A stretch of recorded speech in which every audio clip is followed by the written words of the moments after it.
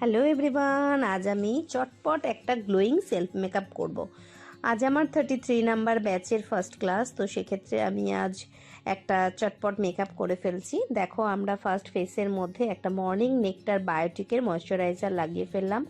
বায়োটিকের morning nectar moisturiser লাগানোর পরে আমরা ইউজ করছি কিউটি বিউটির প্রাইমার। কিউটি বিউটির প্রাইমার ইউজ করার পরে আমরা মেকআপ স্টুডিওর একটা স্ট্রোব ক্রিম ইউজ করছি।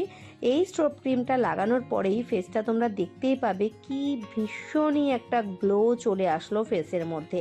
যখন ফেসের মধ্যে তোমরা এক্সেস গ্লো চাইছো তখন এই স্ট্রোব ক্রিমটা কিন্তু ইউজ করতেই পারো আফটার প্রাইমার। স্ট্রোব ক্রিমটা ইউজ করার পরে আমার যেখানে যেখানে আনইভেন টোন রয়েছে সেখানে সেখানে আমি একটা কারেক্টার লাগিয়ে ফেললাম।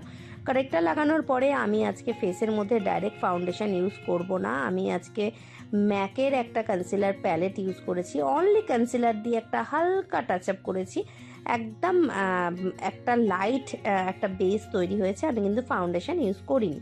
দেন আমি একটা ফিক্সার ইউজ করেছি আইকনিকের। দেখো কতটা গ্লজি একটা সিম্পল মেকআপ হয়েছে।